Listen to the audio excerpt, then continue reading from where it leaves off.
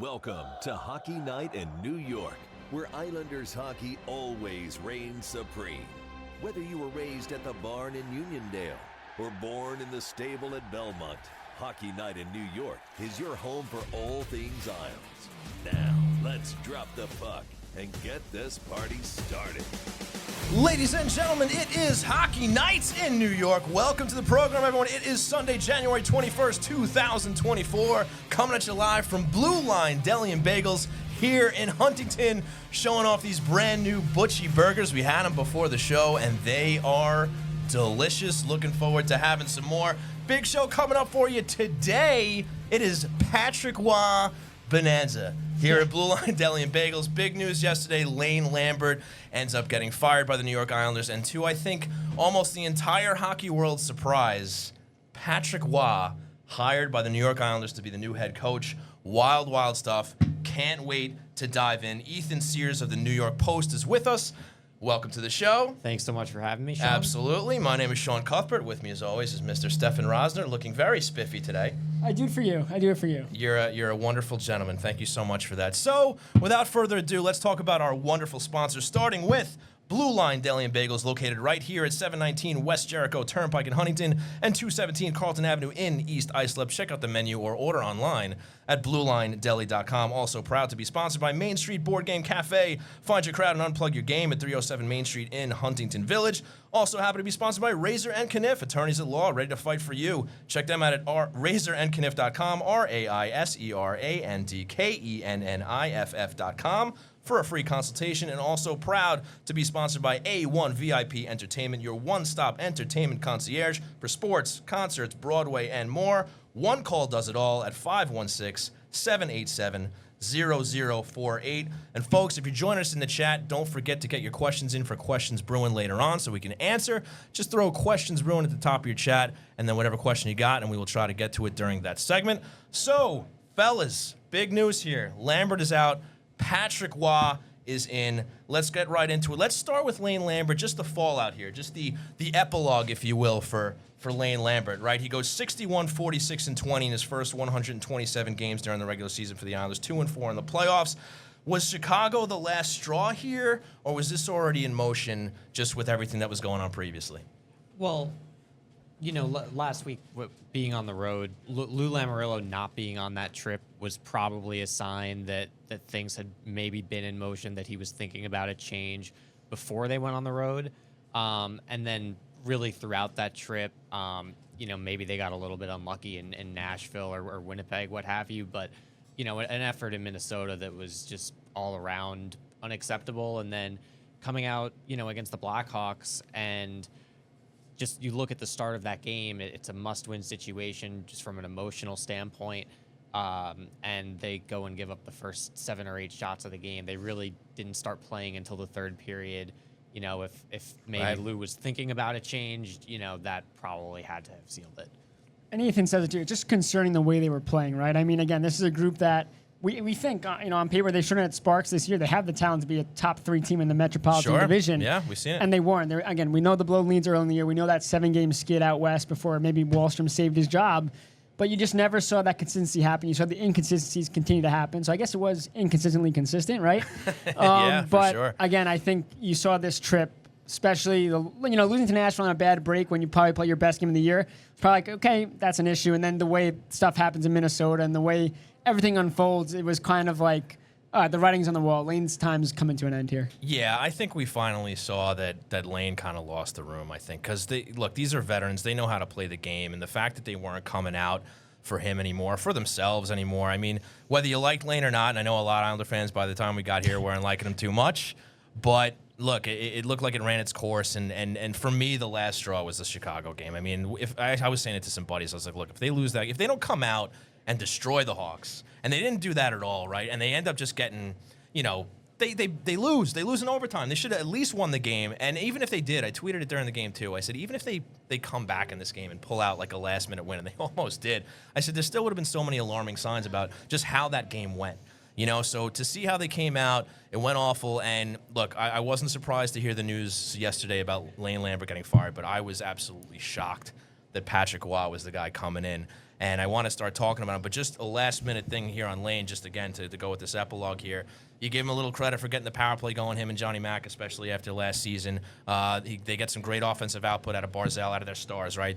Dobson, Horvat. They hang with a lot of the top teams in the league. They're scoring high goals with those guys, whether they're losing in overtime or not. But they uncorked the offense a little bit, even though the goals for average, if you look at the stats, is the same. But I feel like they were still hanging with some of these teams. So you give them credit there, but you look at the defense, absolute disaster. And right? then you also look at it as, I think, in talking to a lot of players today, Ethan will say the same thing. They feel accountable for what happened. And I think, they should. I think, again, Lane had his flaws for sure. But at the end of the day, Lane did not get the most out of his players consistently, and that's why he's out of a job. Again, maybe was he the right coach to bring in after firing Trotz? Probably not. And I think Lou addressed it yesterday when he was asked about making the move to say, why didn't it work out with Lane? He said, I really don't have an answer for you. But the players said, we didn't play well enough, and we cost Lane the job. Yeah, 100%. And, in November when they were on that losing streak, he talked to the players and asked about Lane, and they said, we like playing for Lane. Mm-hmm. We don't want there to be a change. And even in Chicago the other night, I was talking to Matt Martin and I asked him, does this team need some kind of a jolt? And he said, look, I know what you're referring to. Right. We really don't want that to happen. We're accountable for this. So, I don't think that this was a case of, players having any kind of mutiny or saying, we want to change or anything like that. But at the same time, like Stefen said, I mean, it was pretty obvious by the end that whatever Lane was doing, it just wasn't getting through. And, even this morning watching them on the ice with Patrick Roy, I mean, it was a completely different energy, a completely different intensity. And, we'll see if that actually translates to the game tonight. But just right off the bat, you can see that this has maybe galvanized the group. Yeah, I can't wait to talk about that. And the one thing I'll leave with here on Lane Lambert, and look, we talked about the offense a little bit just before, but the defense being as bad as it was, I didn't know it was this bad. So it's bad. Mike Kelly of NHL Network put it in perspective stats-wise for me. He rattled off this tweet, and he said, Islanders' current per-game ranks against shot attempts, 32nd overall in the league. Inner slot shots, 32nd overall in the league. Rush chances, 32nd. Rebound chances, 32nd. Expected goals, 32nd. Slot passes, 30th. Cycle chances, 29th. What else do you have to say there? I mean, just an absolute disaster on defense. And it's so weird, and we've talked about it so much that a group, again, I know it was a couple years ago under Trotz, but this was their bread and butter, and most of these guys are the same. I mean, again, even when we talk about defense, it's about forwards helping out, too. And we saw the Nashville game, I think Ethan would agree, too. I think we spoke about it during the game. Right. That was their best defensive, forwards were back-checking more than I'd ever seen. Now that impacts your ability to transition, which was an issue under Trotz. But that was their best game. They have it in them. This group has it in them to play that style and win games.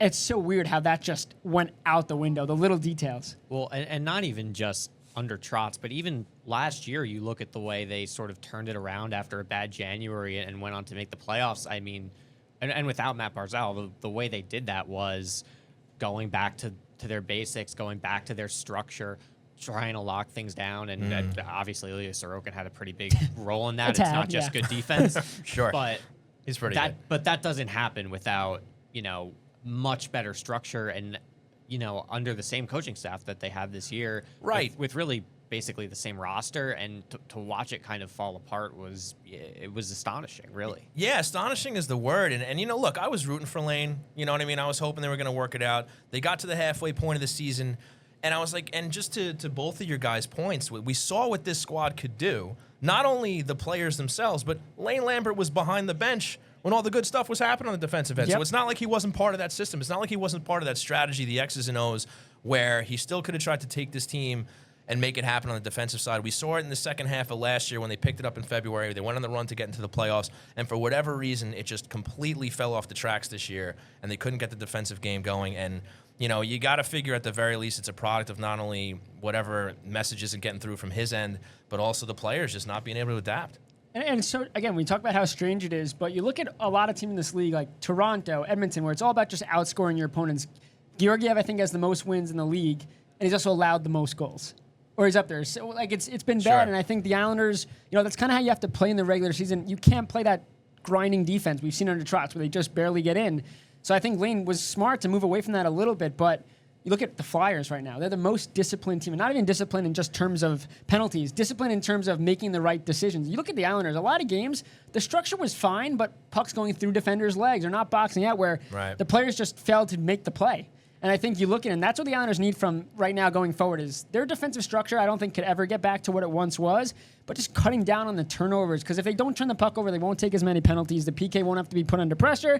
Sorokin will be able to relax a little bit more. It's key to everything. Yeah, it was kind of a domino effect, right? Between missed assignments, between turnovers, penalties at inopportune times, canceling their own power plays, and it all just kind of, bunched into this one big problem on defense where they just couldn't keep pucks out of the net. I don't know if you have anything to add there, Ethan.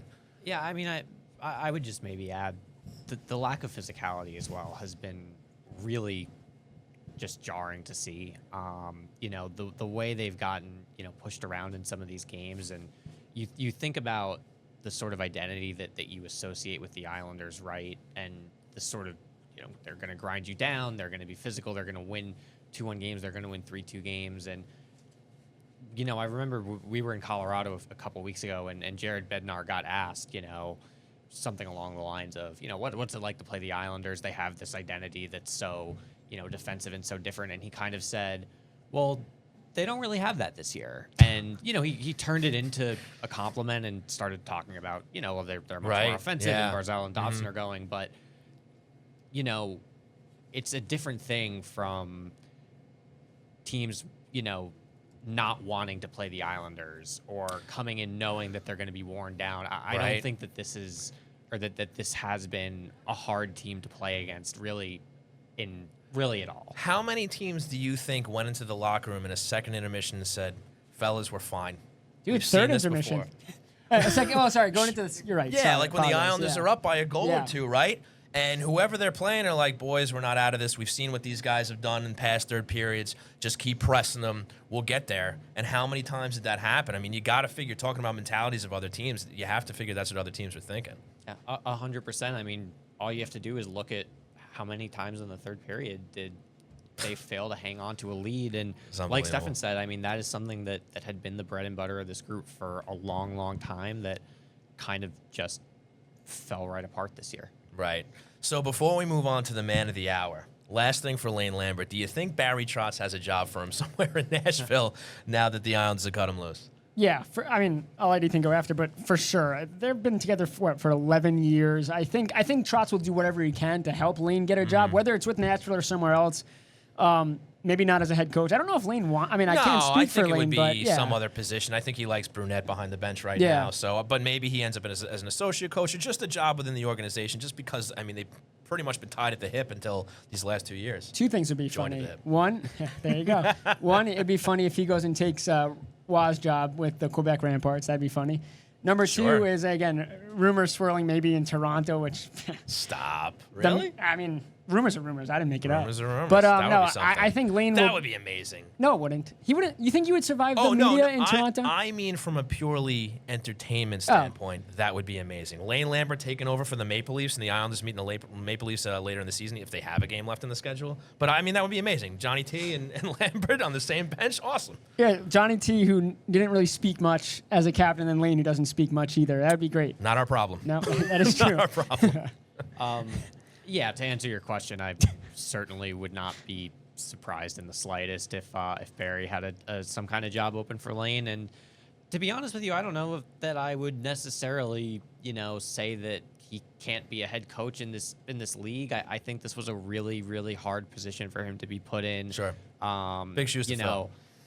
The fan base here probably never really wanted to see Barry fired and kind of put that, I guess, projected that onto Lane, and he never really won over the fan base. And that's not to say that he didn't have a role in that. But at the same time, I think that this was an incredibly, incredibly hard position for him to be put in. Right. And, I don't think that he is by any means solely responsible for what happened. And you look at, we'll get to Patrick Roy in a sec, obviously, diving in, but you look at him coaching 3 years in Colorado, winning Jack Adams, and then walking away from the team. And you look at his record and things like that. But for Lane, and we talked about before, even the players said, he never got the most out of this team. He's obviously, if they're winning, he's still the coach. But again, a tough spot for him where he was given it more talent than Trotz had, and just it didn't work out. So I think he'll get another chance at some point. Like, again, Roy said that when he left Colorado, he thought his phone would ring a lot sooner than it did. Right.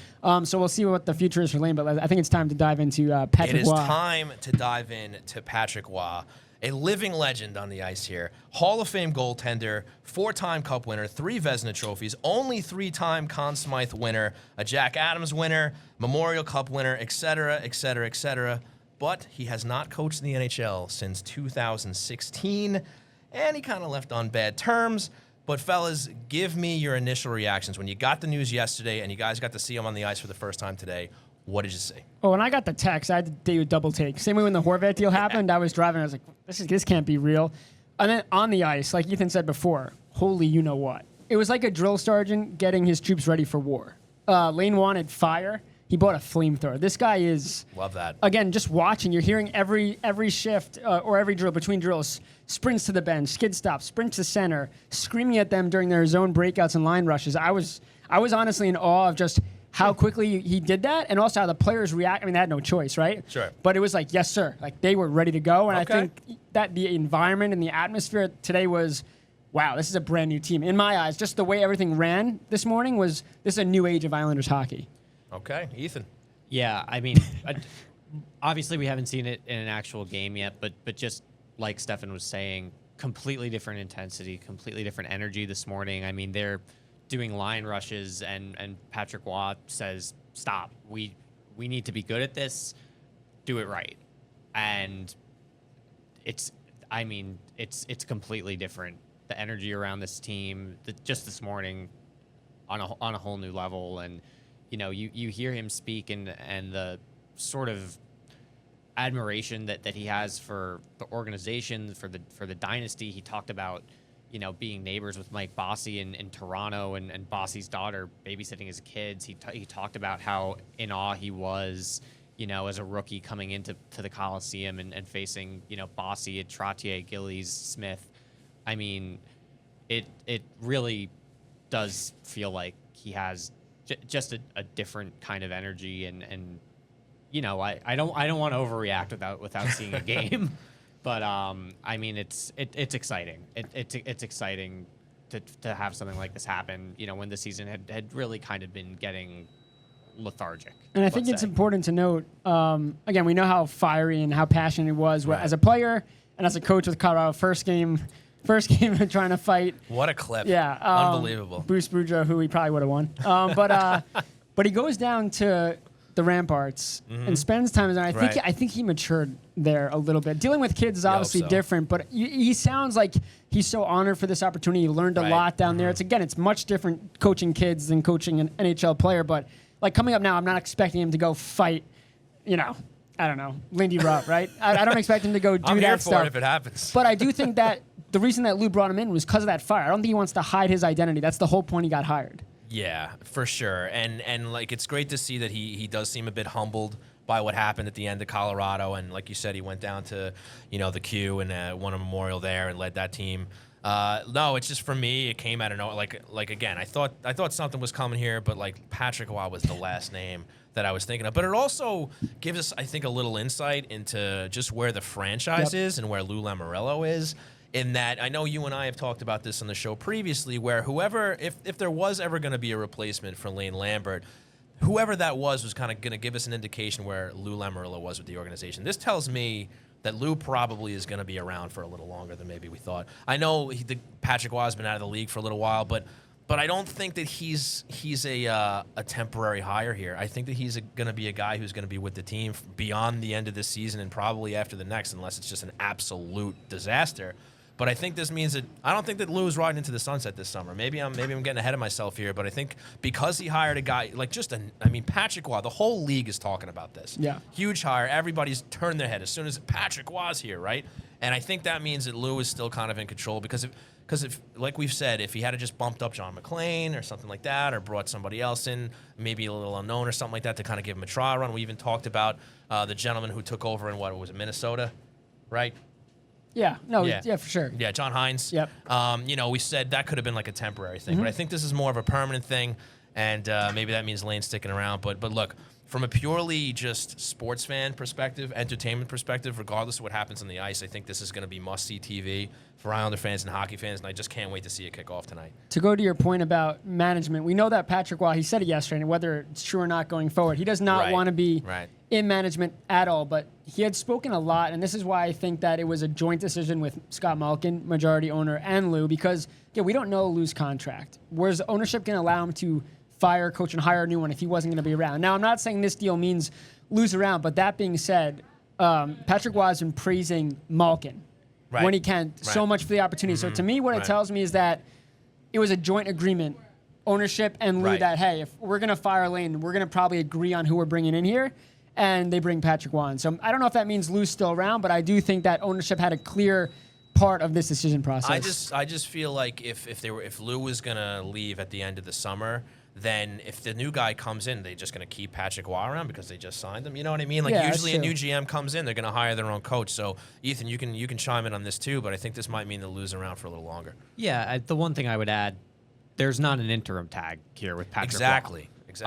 So that tells you that, and we don't know, the contract or, whether or not it's for multiple years, how long, whatever, but that tells you that everyone here is at least envisioning and hoping that Patrick Waugh is the coach beyond the end of the 2023-24 season. Right. And, maybe things go off the rails and then kind of anything is on the table. Who knows? But you're not hiring a guy, without an interim tag in the middle of the season if you're thinking, okay, we need to reevaluate the entire organization in June. Right. And if we spoke about it a lot, about how, Lou gets a lot of, for everything, but you look at everything he's done this year. When the defense went down, who went and got? Signing Horvat long-term, Sorokin long-term. All the things he's made to fill gaps to help this team, that should have helped enough to find consistency, and it didn't happen. But maybe he fired Lane a little too late, but he brings in a guy like Patrick Waugh, and we'll see what happens now. But I think if the Islanders make the playoffs and they're winning games and Waugh really shows that he could get the most out of this group, nobody should be mad if Lou is at the helm next year. So speaking of this group, what does this move mean for the players in the locker room? How is this going to affect those guys? So it's their first new voice since Trotz came in because Lane was here. I think for them it's first impressions now, right? Nobody is safe. Yes, contracts play a part, but everyone that has played bad this year at a time, this is a chance to, Waugh said today, I don't want to talk about the past. So for guys that are struggling, like Kyle Palmieri or Scott Mayfield told me today that, he's not been great, and he knows he has to be better. But guys like Oliver Wahlstrom, who is on their third coach now, who definitely needed a new voice because Trotz and Lane, obviously, he had to earn the shot. He didn't deserve to get chances to play. But for a guy like Oliver Wahlstrom, this is huge for him to get a new coach, a new fresh start. Guys like Evan, up and down the lineup, not everyone's played to their best of their abilities, and now is their chance to show a new coach, hey, I deserve X amount of minutes per game. It doesn't matter. My stats don't matter right now. It's what I do going forward. I think that getting someone who is coming in from the outside of the organization is really important because I'm talking here about everyone, not just players, not just management, not just Lane. I don't think that the Islanders have done a great job at telling themselves the truth about where this organization is at. You look at last year, if you look at pure wins and losses, you include the playoffs, they were exactly 500, including overtime losses as losses. You look at this year, if you're just looking at pure wins and losses, they're below 500. That doesn't mean they can't be better, but you listen to Patrick Waugh this morning saying, yeah, you look at the analytics, the Islanders are at the bottom of the league in breakouts. They're at the bottom of the league in defensive zone and offensive zone possession time. If you're not good at breaking out, you're not going to be good defensively. These are things that the Islanders, maybe it's wrong to say that they haven't heard them before, but they probably have not stressed in this way. Lane Lambert was not an analytics person really at all. And for Patrick Waugh to be talking about that in his first press conference, to be able to come in with a fresh perspective and say, this is what's wrong, and here's how we have to play in order to fix it. I think that's something that is going to be really important for this group, because as important as it is and as good as it is for the Islanders to have had, all of this experience and all of these guys who have spent so long playing together, I do think that there is probably an element there of everyone sort of just figured that they could fall back on that experience, and now somebody can come in and say, you can't just do that. And sometimes the truth hurts. Again, like he just said, no one has said it. Lane, every time we asked about defense, he'd snap and say, we have no defensive issues. Like, again, tough sell when you're watching and saying, right. I could point out 13,000 things that just happened. Yeah. But for what Ethan said is a perfect example. Like, he comes in here and he says, right now, we are bad at all of these things, and we're not going to get better unless we fix all of these things. And now it puts the onus on the players, but again, puts the onus on the organization that what was happening before is not going to be tolerated now. Well, speaking of fixing things, not only does he have to do it starting literally from the bottom, but he has to do it on the fly. Yep. No training camp, mid-season. Is this guy going to be able to turn the defense around while maintaining the somewhat decent offensive output that they've shown so far this season? Well, I think the biggest thing is accountability that maybe wasn't here under Lane. At times, of course, Engvall being benched, Mike Riley being benched, but in terms of accountability, where like if you play for Torts, the last thing you want to do is go back to the bench after making a mistake because he's going to say, so tonight, again, the energy that we saw at morning skate, you think that's going to be infectious. That's what Lee said today, that it's infectious the way he operates. That I think they'll be smarter tonight. And that's, again, a lot of the issues they're making are just mental mistakes, that it's not he's got to come in here and establish a brand new system. He just got to get them playing the way they know how to play, that they've played before. So I think it'll help him because a lot of these issues are very simple fixes. And I just think for the Islanders, it starts with the leadership, the top guys not making those mistakes. But again, you're having to go to the bench with a brand new coach where your first impression could be your last, right? The lesson they're going to do is try to do too much, I think, out there tonight and play really north-south game tonight, get it on the forecheck, make the smart plays. And I think that will help ultimately with the breakouts and everything that's wrong. But again, it's a stepping stone. I don't expect tonight, like if they lose tonight, right, it's they're going to lose games the rest of the year. But again, the lack of effort can never, and I don't think will ever happen again. And again, when you have effort in games, you're going to be in games. Absolutely. Yeah, I mean, like Stefen was saying, I think that most of the impact from this move, not all, but most, needs to be in terms of motivation, in terms of playing a full 60 minutes, which we've seen this team struggle with all year, and in terms of just kind of getting the most out of themselves. Because, look, the Islanders are playing every other day from now until the All-Star break. It's going to be very hard if Patrick Waugh wants to come in and make, big structural changes to the system. Like, the practice time isn't really going to be there. They would have to do it on the fly.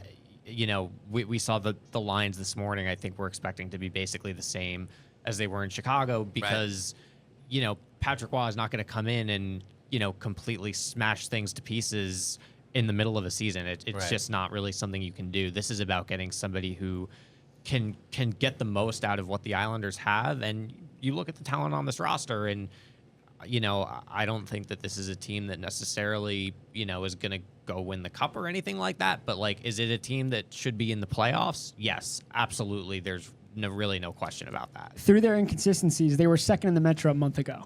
And again, you're talking about a team that never played to its true potential a month ago. Again, they're 2 points out of a wild card spot, games in hand play apart. But this group, this is why Lou made this move now. They want to make the playoffs. Patrick Waugh said it's playoff hockey from now on. Right. So I just think the motivation that he brings, the fire and the that kind of style, just wakes this group. We talked about firing just for the sake of firing, which you never thought they were going to do anyway. But at some points, you just got to do it. And again, having a guy like Patrick come in, outside of just firing Lane, which did shock the system a little bit, this guy is not going to tolerate anything. Oh, no. This is a huge shot of adrenaline, not just to the team, the franchise, the fan base. Us. I mean, us. Yeah, I mean, I couldn't wait to get here today to talk about this. But no, it's huge. And hopefully, it lives up to the hype. But, I want to talk to you guys a little bit about the dynamic of, talking about him coming in mid-season. They're keeping the same staff on. Makes sense. Obviously, they can kind of be his, on his shoulder, telling him about what they've seen throughout the season, what they know about these players. But maybe you can just touch on that dynamic about him coming in and not coming into his own guys. Maybe over the summer, this is something he reassesses and brings in his own people. But him having to work with Johnny Mac, Doug Huda, who's obviously, might be like John McClain. Everybody was calling for his name last year on the power play. Nobody said a word about Doug Huda this year. Well, you should probably thank Noah Dobson for. I mean, the power play isn't what it is if Noah Dobson doesn't take tremendous strides. But Doug Huda's gotten off scot clean here. Nobody said a word about Doug Huda. Yeah, and I think you made a great point, which I was going to bring up, is that it's a first impression for the players and for the coaches. Doug Huda's fighting for a job next year. Sure John is. McClain's fighting for a job. I mean, you look at the defense and how bad it's been. Yeah. Doug, you got to look at Doug Huda, and he deserves blame. And I think we had talked last year about how Lane in his first year struggled, but I don't think that his assistant coach helped him enough. We had talked about that a lot. Yes. And I think, again, this year, as John McClain took the strides again with help, and the defense obviously didn't help Huda's case, but Huda didn't get enough out of the defense and out of the penalty kill and things like that, where now it's about show up or shut up, really, for everyone, including the coaching staff. And I think he'll rely heavily on them in terms of analysis and the video coaches and everyone and Lou, of course. But for them, I think they got to step up their game as well. Even McClain, where offense has been great, but it's slowed down a little bit as of late and things like that. So I think for sure it's great to have guys here. I think a brand new staff actually would have made it worse for him, just because none of those guys would have any impact, any information. Yeah. But yeah, it's definitely for these coaches. You got to show up and do your job to the best of your ability. You could be out in the summer. Yeah, and I do think part of the reason that maybe Doug Huda hasn't come under a lot of scrutiny is because Lane was running the penalty kill as an assistant coach. I think a lot of it was more a jest, but no, I know, but I do think a lot of the system was probably the same. And something that I will also add that probably would be something that they look at over the summer is I wonder whether they will add a third assistant behind the bench at some point. It was always a little bit curious to me that they hadn't done that under Lane, and I wonder if that's something that could maybe benefit them. Yeah, and also when you think about it, it was kind of a weird situation too, because John McClain wasn't handpicked by Lane either. If you remember, he was a fill-in for the fellow Wiseman. Yeah, right. And he wasn't even the second either. There was there was somebody with a tween or something that I was talking to somebody about that McClain was like, all right, a third option, whatever it was, and he gets hired. But yeah. Yeah, interesting dynamic. So I guess we'll see what happens over the summer. But that's an interesting point. Maybe he brings somebody in, throughout the course of the season to kind of help out. That's definitely a possibility. But yeah, I think there's a lot of work cut out for Patrick Waugh. But I do like what I'm hearing from you guys, what you saw this morning at the morning skate, and hopefully he has them coming out firing. But can this guy get them into the playoffs? With everything we just talked about, can he turn this team around? You expect them in the sense that they're a team good enough to go to the playoffs. But can Patrick Waugh right the ship just over halfway through the season to get them into the dance and perhaps make some noise? On the surface, yeah, but again, I think it's the players just. I think they're going to respond to Waugh, but again, it doesn't matter what Waugh does if the same guys keep taking the same. Like, it's on them, and I think firing Lane and all of them taking accountability, they know it's on them. Like, you could bring any coach, you could bring a Hall of Fame coach in here, you could bring Trotz in here back, whatever, and if the group doesn't play the way they need to play, it doesn't really matter. In terms of what he will help with, obviously defensive structure, being a goalie, I think helps Sorokin. Is going to help Sorokin so much just because of the angle that he's used to playing the game. How many times this year have screens been in front, whether it's an Islanders defender or another opponent, or skaters skating right past, like Dobson skating him in Chicago? Like, some players might, again, if you're a coach that doesn't understand that, goalie coaches tell players a lot, but Patrick Waugh will be like, hey, we got to stop flying by Sorokin when shots come. Like, maybe that's a thing that doesn't get pointed out enough, that Waugh now has that intellectual ability because he played the position, say, hey, we got to stop doing that because that's limiting Sorokin. You got to the key is getting Sorokin back to being that elite guy. I think that's important. That'll only help this team, obviously, when their defense gets better. But I think Waugh being a goaltender, I think he's the only coach in the league that is a former goaltender. And I think we don't have a lot of those. So I think it's important, especially with how Sorokin's played this year, to get a coach in here that understands what Sorokin's going through mentally and physically to help right that ship and get him back on track.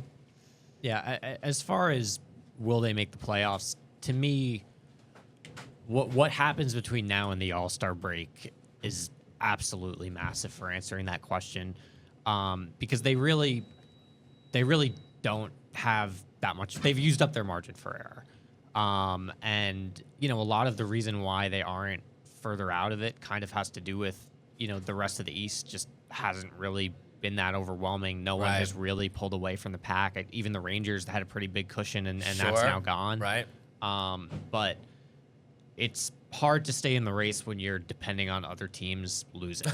For sure. Like last year. Yeah, I was going to say. That's only going to happen for so long. The picture doesn't look too bad right now. And, look, if they go 4-2 over their last 6 going into the All-Star break, they'll be in pretty good shape. Like, they could go into the All-Star break in a playoff spot, and from there, yeah, of course you could make it. Sure. But, if they can't come out firing, if it's going to take, a week before, and not that wouldn't be understandable, like, of course, but the Islanders don't really have that much that much margin for error left to play with. No, there's a little. Sorry, go ahead. No, you go. There's a little pressure on Patrick Waugh here to find some lightning in a bottle, right, in a short span of time. And I think you give it a good gauge here this week coming up before the All-Star break. You got some tough games.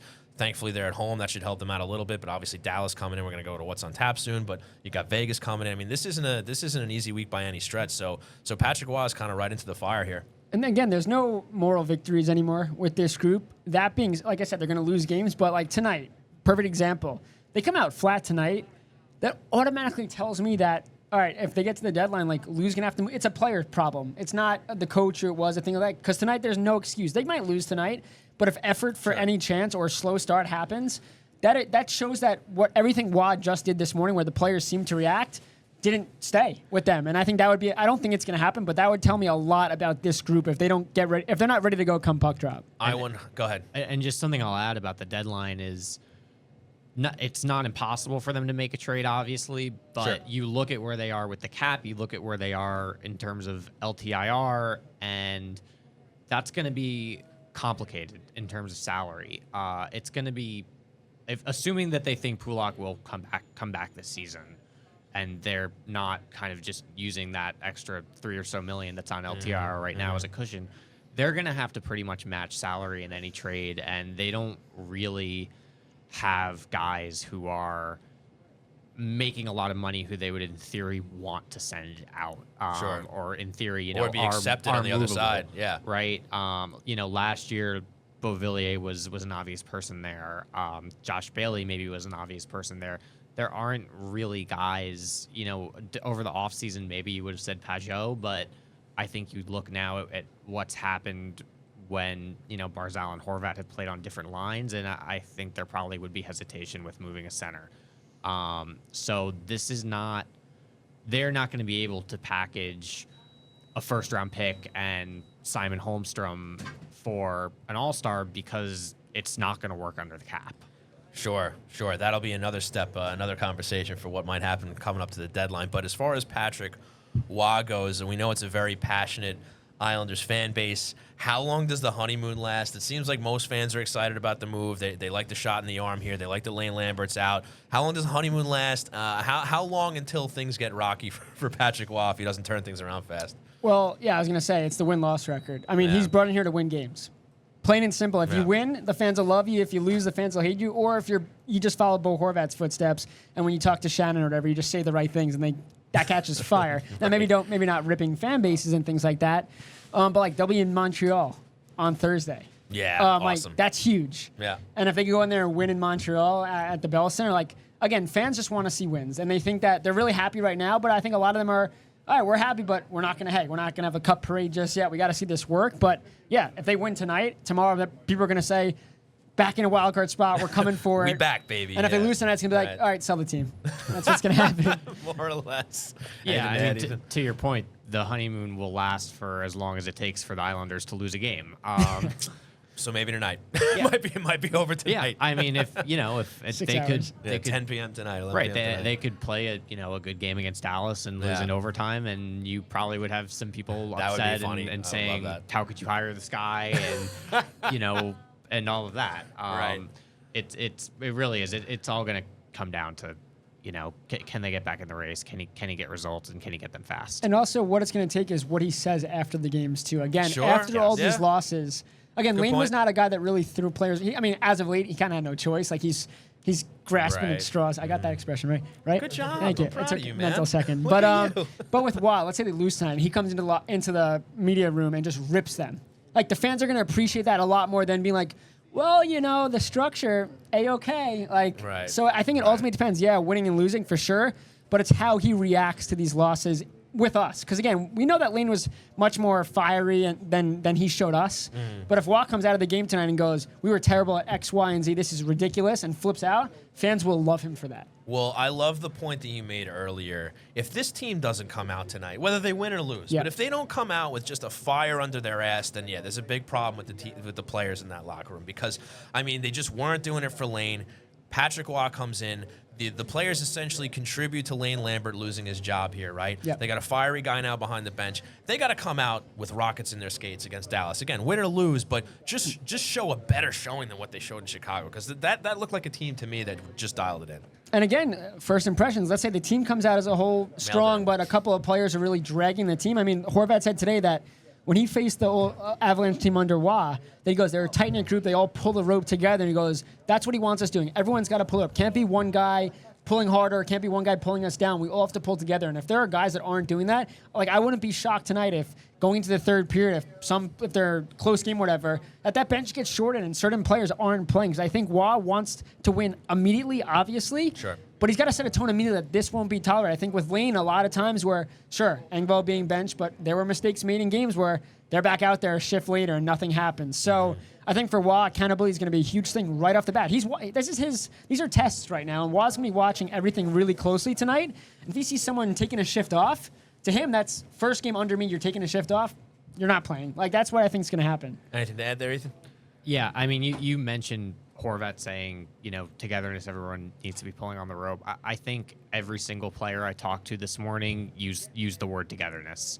That's kind of seems to be the crux of Patrick Waugh's message is we all need to be pulling on this rope. We all need to be doing this together. And, like you kind of alluded to, the Islanders have had guys maybe taking shifts off or maybe not quite being held accountable by the coaching staff. And I do think that that's something that is going to change right away. And tonight, you're going to have guys that are going to be motivated because you only get one chance at the first impression, right? And Sure. It's if you're taking shifts off, if you're not back checking, if you're whatever under the first game of a new coach, that is going to reflect on you. And why is like the Vin Diesel meme, like, we're family? That's what it is. That's Okay, that's sure. no, like today it was all about how like he wants this to be a family. Teams that win the cups, he talked about his cup winnings, all that stuff, is that like they were so close. And we saw with the Islanders a lot for this team in general, they're a close team, but on their back-to-back runs, like they were so close, and they are still close. Yeah. And he has got, I think at times this year, some members of the family weren't showing up. And I think that Wah really wants them to be a family again. I got the reference, but I've never seen any of those movies. No, me neither. Oh, really? Yeah. I think we're the only two people on the I just on planet. social media. I mean, like cars Fast are and Furious, fun. Ethan, you into that stuff? I think I've seen one of them, maybe. Like One's I- better than none. yeah, Jake, I what mean- about I you, mean, pal? there's like 10, so.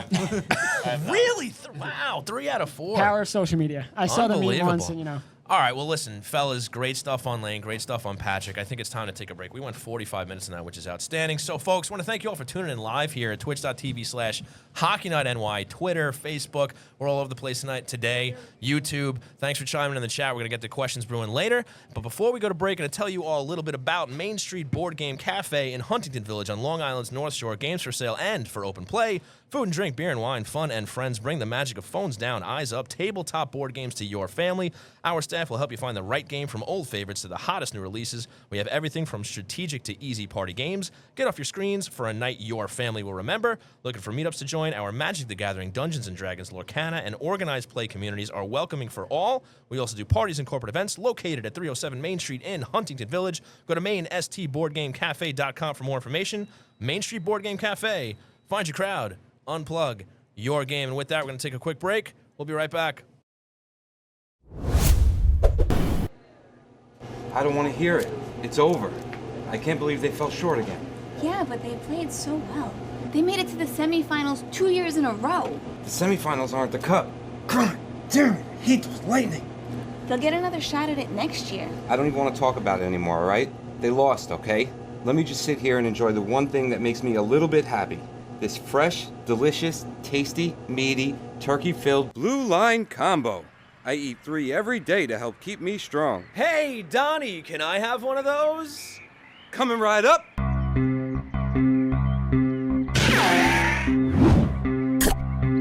Talk about a blast from the Blue Line. Blue Line Deli and Bagels. Our goal is to make you a hero.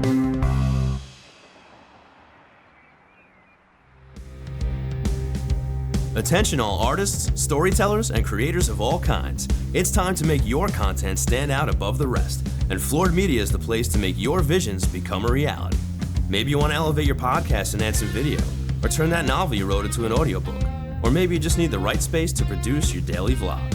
Whether you're a seasoned veteran or just starting out, Floored Media has the professional facilities, exceptional staff, and intimate atmosphere to breathe life into your creative passions at every step of the process.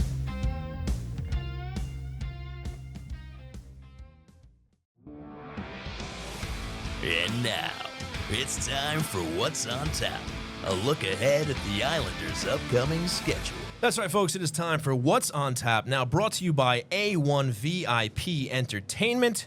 And it all starts tonight. The Dallas Stars come to town to UBS Arena for the debut of Patrick Roy, tough Western Conference opponent. What do you guys see happening tonight at UBS? I think it's going to be a tough back-and-forth game. I think there's not going to be a lot of room. I really do think the Islanders are going to tighten up defensively, but you look at Jake Oettinger. He's coming back from an injury. He was out for a while, and he's back for a couple of games here. But for every goal the Islanders face, it's about getting traffic in front and making them uneasy. And I think, again, those are little details that the Islanders haven't done enough of. So Dallas has a ton of talent. They're a hard physical team to play against, and Ethan talked about the lack of physicality. You got to be physical tonight, or you got to outskate them. Either way, you got to bring your A game, because this is a Dallas Stars team that's been really good this year.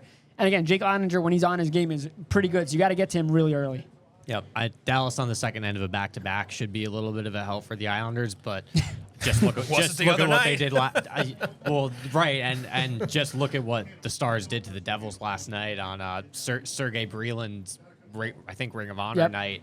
They took the air out of that crowd, beat the Devils 5-1, 6-1, something like that. With Scott Wedgwood in goal, by the way. Just point that out. So extremely tough challenge for Patrick Roy and the Islanders, but I do expect that the energy should be high. Like I said, this team is going to be playing to make a first impression on the new head coach, and I would expect at least an extremely competitive, motivated effort from the Islanders. I could see an OT game again, not like Chicago though, where they're that should never have happened. But this is a tough. If you lose in overtime to Dallas, that's a great point to miss out on. In a vacuum, it's fine. It's just what's happened previous, right? But Dallas it's not like it's not Chicago coming here or a bad team. Like this is a very even if the Islanders are at their A game, this would have been a tough game regardless. Even if it's a back-to-back, we know how the Islanders play with those teams. So. Well, look, I think this is going to be a new dawn for the Islanders here. I think they're going to come out like barn burners in the first period. Look, if they don't, I'm going to be thoroughly disappointed. But I think they're going to come out hard. And guys, you can blame me for jinxing them if you want. I think the Islanders take this game tonight just off the 8-0? Yeah, sure. 8-0. Why not? I'll take 1-0. That's fine. Let's get a Sorokin shutout. Let's see that happen again. No, you said Let's the see words, them clamp the defense down. No, listen, any kind of win.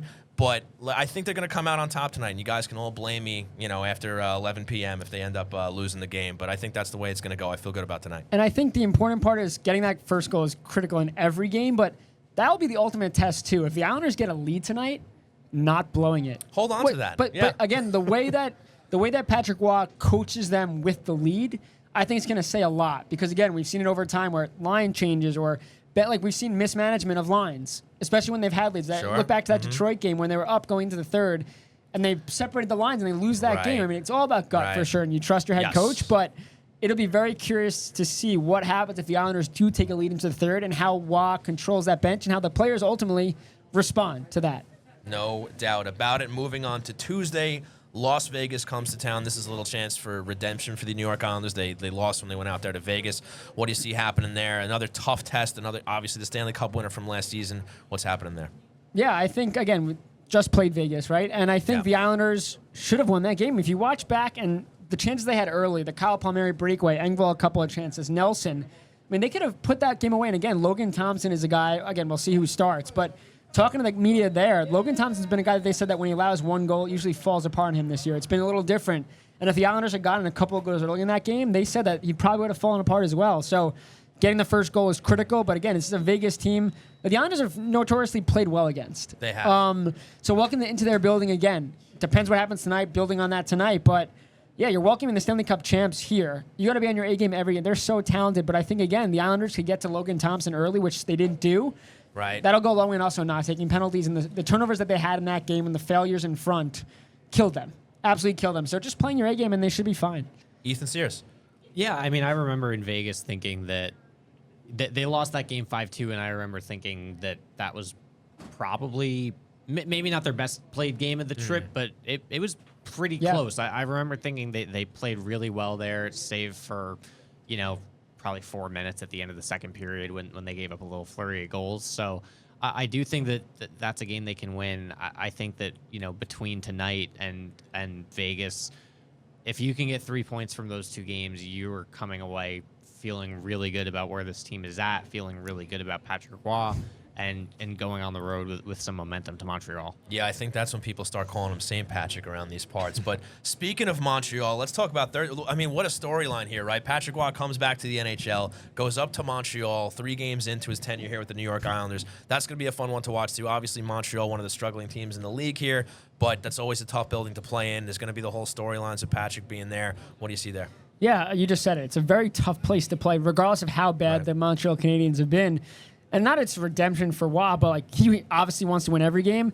That one's going to feel extra sweet, and you hope that the Islanders also feel that way. Again, talking to Barzal, I said, when they go and play the Canucks, and going back with Horvat, he goes, it's always special. We always want to help them get the win against their former teams. Right. And the way, obviously, it ended in Montreal for Roy, getting in not headbutting, but getting into fights. The ending always seems to be tough for Patrick Roy. Yeah, but I think, again, that's always going to be something that the Canadian fans remember. And a lot of the fans didn't want him to leave when they traded him. Obviously, but the way that things ended, going back there and getting a win, probably will feel really good for Roy. But again, that's a team where you look at the Chicago game where you cannot lose that game, especially with how everything's gone. Forget what happens against Dallas and Vegas. No more stinkers against lesser teams. Yeah, you have to go in there and dominate. I think, again, that Coyotes win that the Islanders had where they really exploded in the third period, they went against not a bad team, they've been solid, but against a maybe inexperienced younger team that had the struggles, and showed them what a veteran team looks like when they're playing their A game. And if they do exactly what they did against Arizona, against Montreal, they'll win that one. But again, you can't take any shifts off against any team in this league. We've seen it too many times burn them. No doubt. Yeah, 100%.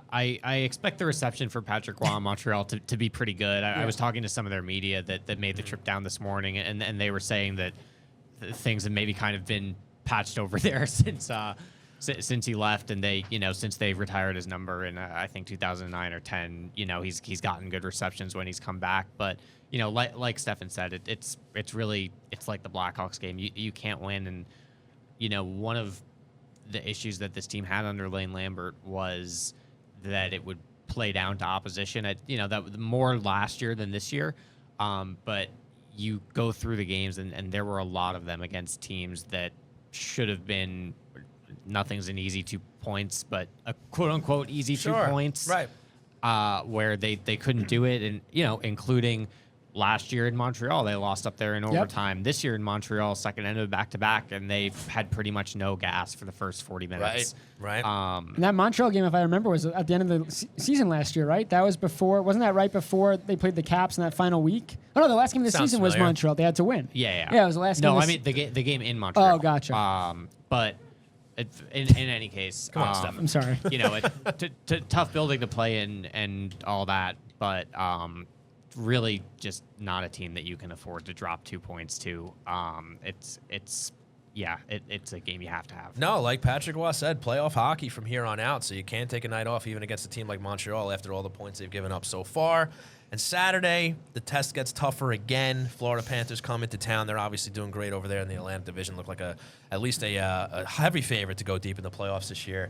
What do you see from that game? Well, you look back to the way the Islanders played in Florida without Matthew Barzal. A little Julian Gauthier coming out party, going from the third line to the top line, absolutely sniping there. But again, the Islanders know how to play these teams, and they've won again, beating the Florida the way they did, holding a lead.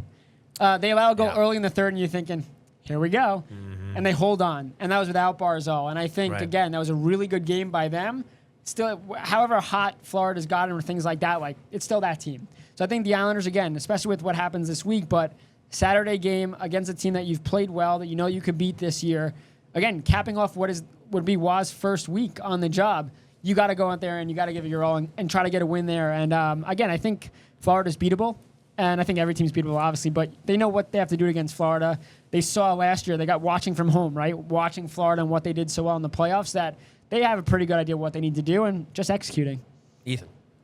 Absolutely. I mean, you look at that win in Florida, and to me, that serves as, sort of proof that the Islanders they really should be able to skate with and play with any team in the league, and Sure. that, like I've said, that doesn't mean that they're doesn't mean they're going to win them all. It doesn't mean they should be expecting to win the cup, but they're really, especially at home, should not be any games that you look at and write off.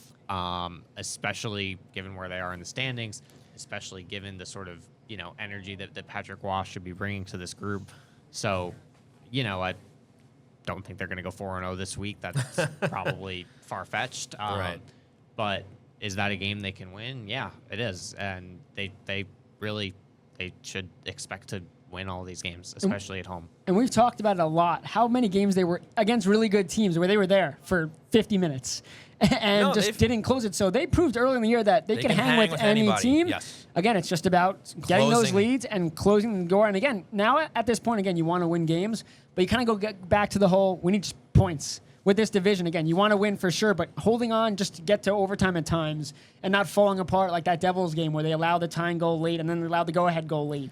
Or Nashville. Like, those games cannot happen anymore. Right. So what's a successful week for this team, and what's your expectation for this week? I would say successful would be like 2-0-2 in my mind. Okay. To me, Some would more be overtime losses. Well, that means you got there. You didn't Sure. lose Yeah, any in yeah. regulation. Again, you need the points. Yep. I would think that would be okay, but successful is getting 3 out of 4. Okay. That's, to me, that would be a huge for this group. Again, going 4-0 would be incredible. Sure. Losing all 4 would be horrific.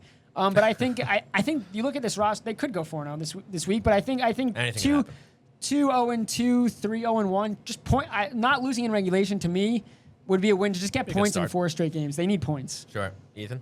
I think 2-1-1 would probably be about the floor of what Okay. I would consider a successful week. And Sure. if you can win 3, that's a huge success. But it starts tonight. Absolutely, would do a lot for this team, would do a lot for the fan base, would prove that this is on the right track. Well, we shall see starting tonight. That'll do it for the games, but you know what else is on tap? A1 VIP Entertainment featured events. Saturday, January 27th, Miami Heat versus the New York Knicks at MSG. Monday, January 29th, Madonna at MSG, talking about living legends here. Tuesday, January 30th, Utah Jazz versus the Knicks at MSG. Call 516-787-0048 and mention Hockey Night New York for 10% off of these featured events. One call does it all. And with that, fellas, let's go to the hero of the week. Ladies and gentlemen, when you hear this song, that means it's time for the Hero of the Week, brought to you by none other than the Blue Line Deli and Bagels half-price hero, which is The Godfather, featuring Cappy ham, Genoa salami, pepperoni, provolone, lettuce and tomato, oil and vinegar on a hero. And also a little shout out to the new Butchie Burgers here at Blue Line Deli and Bagels. We had them before the show, and they are outstanding. Come on down and check them out. So with that out of the way, let's talk about some heroes here. I think I'm going to let Ethan go, and then I'm going to go. Ethan, do you have a hero? It was a rough week, so if you don't have anybody, we understand. But maybe you think out of the box here. What do you got? I will go with Patrick Waugh. Okay. Good stuff. In part because I don't really think there's anyone else who could be Fair. much of a candidate. Fair. But guy who has come in and given new life to this season, to this team, even if it proves temporary. I think you probably have to give it to him. I don't know if there's been kind of this much energy or buzz around the Islanders in some time. So I'll say Patrick Waugh. I like it. To be fair to him, just one point. Sure. The move was made Saturday, so it works for the hero of this entire week. That it wasn't. Absolutely. It wasn't the new week. The move was done at like 5:30 yesterday. So good job, it works. Ethan. It works. It worked. He got it at the last minute. I love it. At deadline. All right, so I'm going to go now, and I'm going to pick the man that hired Patrick Waugh, and that is Lou Lamoriello. Now, if anybody knows how to make a splash in the hockey world, it is Lou Lamoriello, whether it's trades, whether it's firings right before the playoffs start. I mean, this guy has done it all over his long tenure here as a general manager in the NHL. And look, I mean, we talked about it earlier. This is a team that needed a jolt, and my God, did he give the team a jolt, and basically everybody in the hockey world by plucking Patrick Waugh out of the queue, saying, hey, welcome back. You're back in the NHL. And look, everybody's fired up about it. We'll see what happens. It could end up being a shit show. I'm going to use some foul language here, but it could end up being a great time. He could end up turning this season around. So Lou Lamoriello, he makes a huge move here. Patrick Waugh, I am super excited to see where this goes. All right, so you pick Patrick Waugh. You pick Lou, that guy that got him here. Should I pick the cab driver that brought him here? Why not? No, so I'm the pilot on the plane. Yeah, he actually drove. Is that right? Yeah, from Montreal. Oh, He's by the way, tonight's also his first game ever at UBS because when he faced the Islanders, it was Barclays. But besides that, I always a little silly with my heroes of the week. So please, we're gonna pick the hero of the week is that game against Minnesota for me. Just because. So the Wild, I guess. The Wild, because okay. the Wild are because you look at the Nashville games. Ethan, stop shaking your head. I see it out of the corner of my eye. You look at the Nashville game. Maybe you could have said that was it. Just they played their best game and still lose. But when they didn't come out with any effort at all, that game right there said. There's no choice but to make a change. For me, I picked that as the hero because it had to happen. Like, the move had to be made at some point, but that game really showed that Lane had lost the room, that changes were needed immediately after this trip, where maybe if they beat Minnesota and they maybe beat Chicago and lose to Winnipeg, Lane still has a job. And I think this change was going to be needed at some point down the road because we keep saying the losing streak earlier in the year. He's on the hot seat, then he's off. They come back from a road trip, he's on it, and then he's off. I think right now, the fact they lost that game forced the change, which brings Waugh as your hero, which brings Lou as your hero. So I tie it all to that game. So you're taking all the credit here. Yeah, you know. Typical Stefen. Yeah, I'm sorry. That might be the most obscure hero of the week we've ever had in the show, but I like that you're thinking outside of the box. I picked Sabado last year after a tough road trip. That's true. So yes, you did pick. I'm not crazy. You literally picked a day of the week. In Spanish. In Spanish, yes. Good stuff. So that'll do it for the Hero of the Week. Remember, stop on in right here to the Blue Line Deli, Huntington location for half off The Godfather this week. Great stuff there. And we're going to break before we go into Questions Brewing. But before we do, I'm going to tell you about our friends at Isles Fix. Islanders Country, get your daily fix of Isles news, highlights, and analysis by subscribing to Isles Fix, the only Monday through Friday Islanders newsletter sent directly to your inbox. Sign up for free or become a paid subscriber for added benefits at islesfix.substack.com. So once again, folks, thank you so much for tuning in live here from Blue Line Deli and Bagels at Twitch, at Twitter, all over the place. Really appreciate it. Twitch.tv/HockeyNightNY. We're going to take one more break. When we come back, we're going to get to questions and Questions Brewing. We'll be right back. Islanders fans, Sunday night is hockey night in New York. Whether you were raised at the barn in Uniondale or born in the stable at Belmont, tune in to Hockey Night in New York. Catch us live from Floored Media in Rockville Center, Sunday nights at 8 p.m. Eastern, as we cover all things Islanders at twitch.tv/HockeyNightNY. All episodes are also available on YouTube and all your favorite podcast providers. And for all you social butterflies, you can follow at HockeyNightNY on Twitter, Facebook, and Instagram for all the latest updates. Hockey Night in New York, the best night of the week for any Islanders fan. It's time for Questions Brew. So go ahead, ask us a question.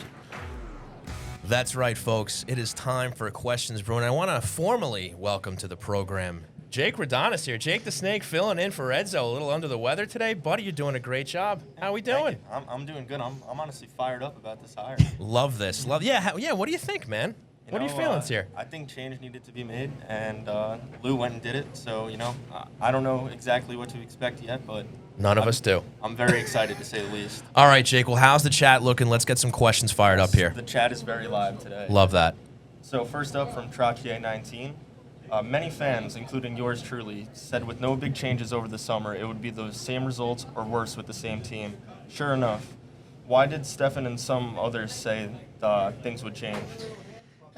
Stefen? Appreciate that. Yeah, I think we looked at the roster, and having Horvat, obviously long-term, Barzal back healthy, Engvall and what that second line did, the defense, again, Sorokin, another year of him. I don't think anyone expected their defense to be as bad. It should have been better, and we saw at times, they were second in the Metro, by the way, at one point, so they were a little better. Not long ago. But yeah, so why did we say that? Because the roster showed us that it really should have been better than it was, and when we asked Lou about the firing of Lane, like, why didn't it work with Lane? He didn't know. So I'm like Lou, okay? I don't know why it didn't work. That being said, though, I think I still look at this roster and think they could be second in the Metro, and I think that would be better. And even if they don't make changes, like at the deadline, if they don't bring anyone in, I'm still sticking with that. They should be a better team than they've shown. And the players in the room even said, like, we should be better. So Absolutely. Yeah. Okay. Sticking up for yourself, Stefen. No one else will. Jake, what do you got? All right, next up from Ben Bickelbaum. Gut feeling, fourth line, assuming healthy, remains intact come into the season? Well, remaining healthy, I mean, they're not. So I don't know when we'll see Cizikas back. True. He's week to week right now. He is on IR. McLean's in there. I thought he had a really good first NHL game. Again, he didn't stand out, which is usually a good thing with guys like that. But, yeah, it ultimately depends what Clutterbuck and Martin show Patrick Watt in the next couple of games, because I wouldn't be shocked if Martin's healthy scratch at some point. That being said, I think Watt's going to give all these guys a chance to stay in the lineup. The guys that are in the lineup right now, I don't think he's going to make any changes if they win tonight. Like, it's going to be about the results. If the Islanders are winning and maybe certain players aren't pulling the weight, but the team overall is winning, I feel like he's not going to make a move. That being said, immediately when they lose, depending on how they lose, like if Martin makes a turnover like he did a couple of games ago, or Clutterbuck, who knows how quick. He has no allegiance.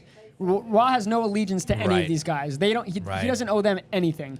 So that's why I think we could see changes. But again, Cizikas is hurt, so I don't know what'll happen. Ethan, any thoughts there? Gun to my head, probably not. I think it could go either way. It wouldn't at all surprise me if it was still together. But but Patrick Waugh talked about analytics this morning. If you look at least some of what's publicly available, the analytics for Matt Martin and Cal Clutterbuck aren't great. I think probably if everybody is healthy, I would guess that Hudson Fasching will end the season on that line, but it could go either way. I think that there is some justification in saying that, you know, these guys have been around for a long time and you trust them in a big game, and you trust them in the playoffs and so on.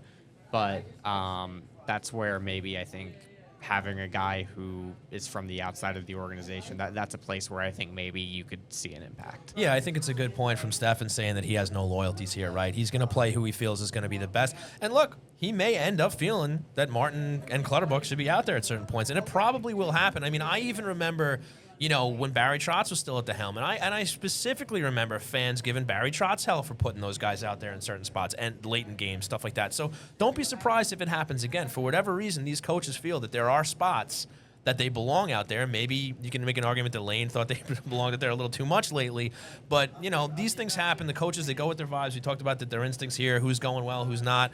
And you might still see them out there. But, yeah, I mean, maybe because he has no loyalty to any of these guys, you know, maybe he first gives them a chance to fail. And if they do, he brings out somebody fresh.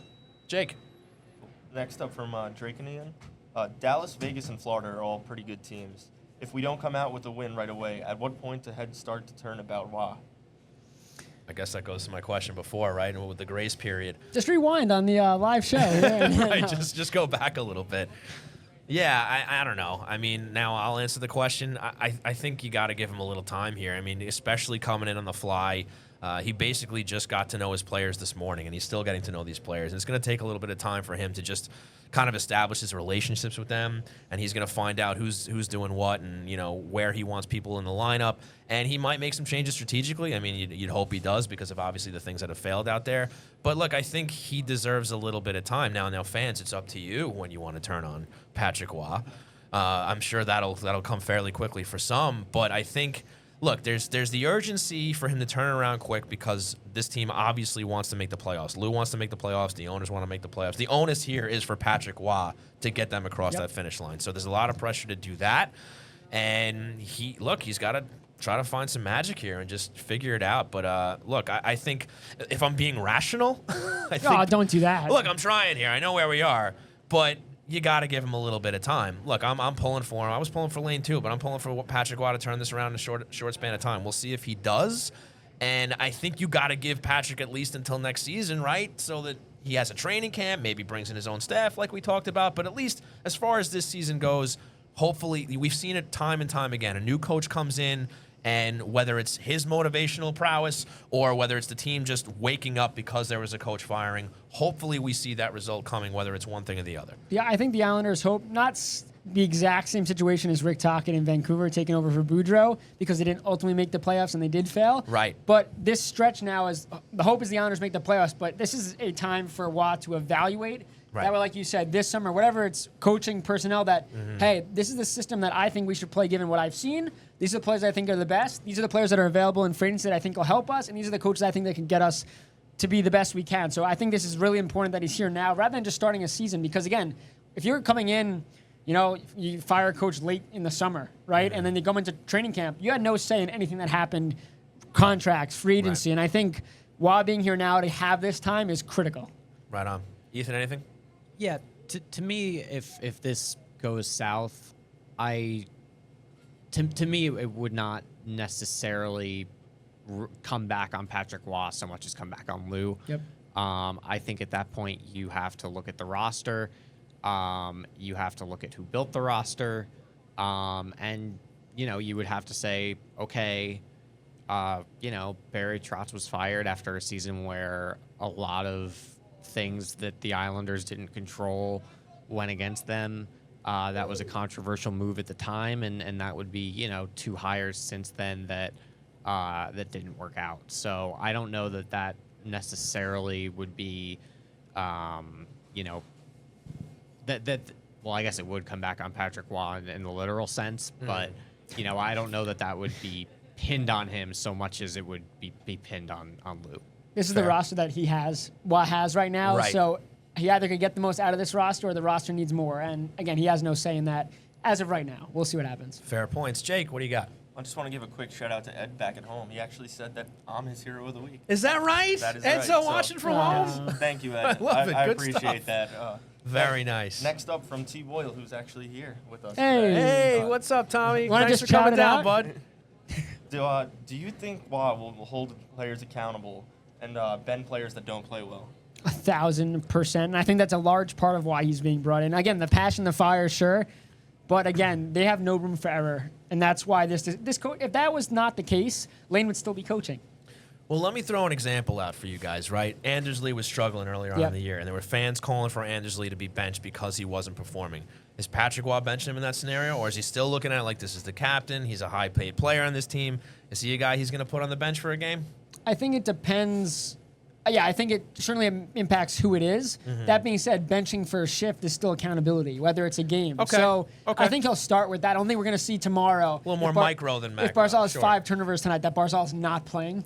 Like, I don't think there'll be ever a situation that Barzal is not playing, but Right. hey, you're going to sit the first shift of the second period, or hey, you're going to sit the first shift, or you make a mistake, hey, you're taking the next shift off. I think Okay. we'll see that before we see any drastic, like, hey, by the way, you're going to go to Bridgeport for 5 weeks. Right? Sure. Ethan.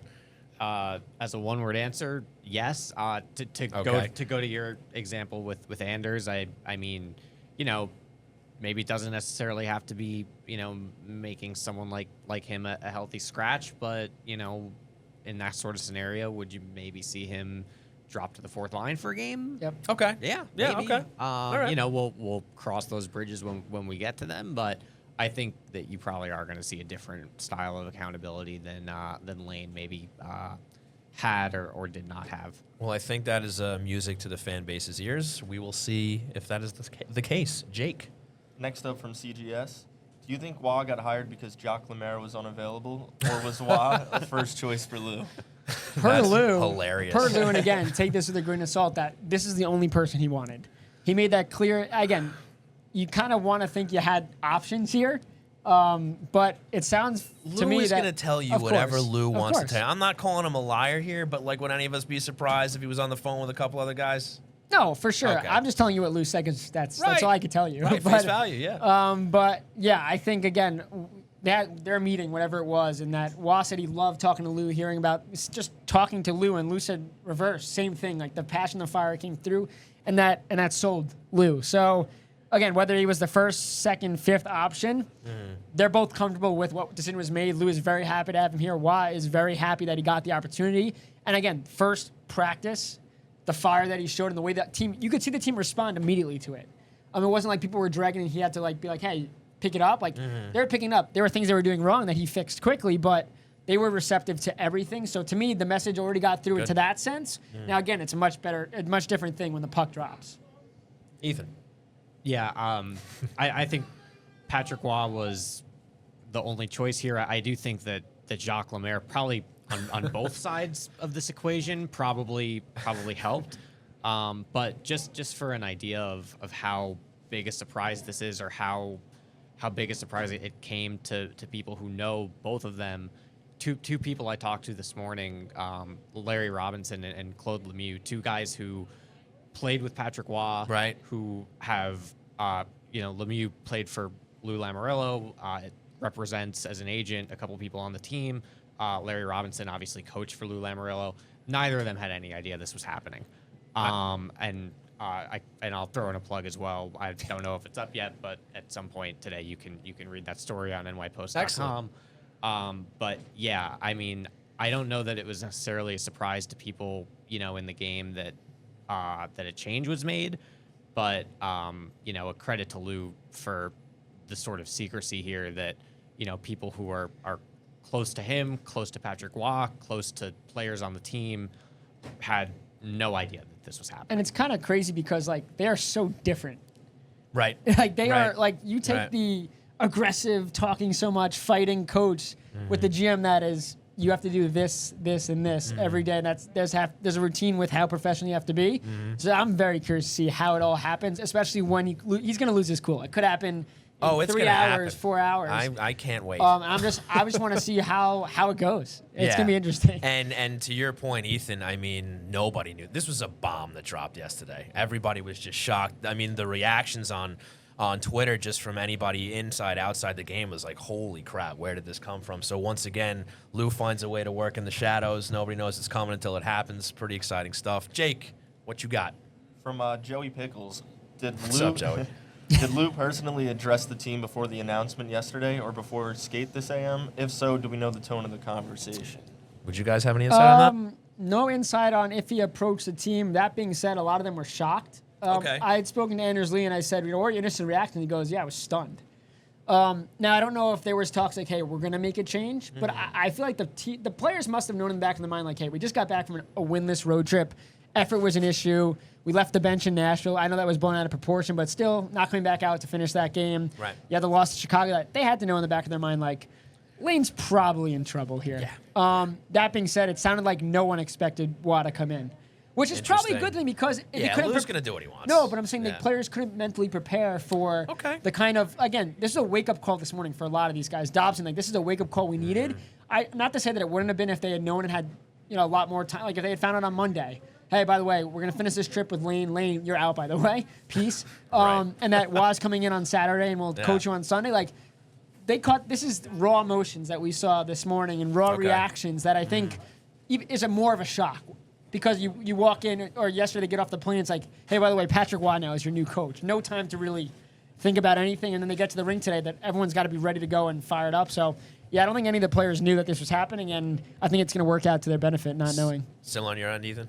Yeah, I mean, I asked Anders, did Lou say anything to you as the captain or get your input or anything like that? And expected the answer to be no, and Anders was kind of like, no, of course not. That's not how Lou works. Right. I don't, like I said, I don't know that it was necessarily a shock that they made a change. I think you could kind of sense that it was coming, even if it always is a shock or a jolt when it actually happens. If you're a player, but in terms of who they hired, I think the players were just as surprised as everybody else. Okay, interesting. Jake, what do you got? Next up from NZAB09, do you think this will get the fans off Lou's back for a bit? I feel like he put together a decent team. They have playoff talent, but the coach was holding them back, or at least not focusing on their strengths. I think it's going to simply come down to the results. If they rattle off a nice little streak here, going some winning streak or point scoring streak here on the standing side, then I think, things cool off. It's all about whether they're winning and losing. And you hear the loudest screams when they go on these skids. And, maybe there's some fans that are just, across the board upset with Lou Lamoriello. That goes back a couple of years since, the first Barry Trotz year where they missed the playoffs. But, look, it's going to come down to whether they win or lose games, and we'll see. I don't get he did everything that you wanted GM to do this year, but everyone got down. They get Riley. They get Bortuzzo. He made the decisions that he had to make to help this team stay afloat. And again, this team should be better than they are. Take away the blown leads. I mean, the roster was good enough for 50 minutes to win all those games, but it's Lou's fault that the roster in the final 5 minutes, same roster. And not to say that they haven't been struggling getting guys like Mayfield and Pelech back, because obviously they have, but they had Mayfield, Pelech, and Pulock all out at the same time. And Aho. And Aho, yes. And when you have 4 of your relative top 6 defensemen out at the same time, the expectations probably go down a bit. And they did, I said this, previously, they did more than just tread water at that point. So, you got to give Lou at least some credit for making some moves to pad the team, bringing in Bortuzzo, bringing in Riley. Riley looks like maybe more of a long-term solution here. I mean, you got to give credit where it's due, even if it's more minor, moves like that. Now, you want to look at big picture. He held on to Lane too long, or whatever the case may be. Sure, I hear that argument, but I think maybe this at least distracts fans from Lou for a little while, because now the focus is purely going to be on Patrick Waugh to see how he does. Yeah, I think the scrutiny on Lou will slow down for as long as they're winning games. Like I said, if this goes south, then I think it'll reflect back on Lou more than it reflects back on Patrick Waugh. So, if they can put together a run, get in the playoffs, I think everyone will be pretty happy with Lou. And if they can't, until they bow out in the first round. Not. Yeah, right, exactly. Right. Jake, got something more? So we actually got a first-time chat here. Hey, what's up? It's Nick JL90, and he asked, "Can we find a taker for Lee at half retained in the offseason?" I highly doubt it. I don't think that's I don't think you can. From multiple standpoints. Number 2, again, we've talked about it. Is he the long-term answer on that top line? No. Does he know how to get out of the way and let Horvat and Barzal cook? Yes, and that's an issue with Holmstrom on that line. And with Wahlstrom on that line is they really never understood how to play with those guys. Lee is smart enough, understanding what his strengths are and what he has to do. And, again, analytics is something that Ethan pointed out that's big with Patrick Waugh. You look at that top line with Lee on that line. They've been a lot better analytically. They're scoring, shots, all that stuff. So I don't really get the Lee hate right now. Again, contract for sure. Is he playing production-wise like a $7 million a year guy? No, but he's doing enough to help that line be a legitimate number 1 line in this league. And I think results matter, but I don't think getting rid of Lee, I don't think it's going to happen. Early in the year, maybe you're talking buyout because he was doing nothing to help the team really. But, I mean, even the last week or so when the Islanders are losing, you point to one point on the ice that's been giving his all every shift. You point to the captain. You watch him shift in and shift out. Like, this guy is hauling you-know-what to make a difference out there. They're not winning, but he's leading by example out there. So I would stop the Lee, slander.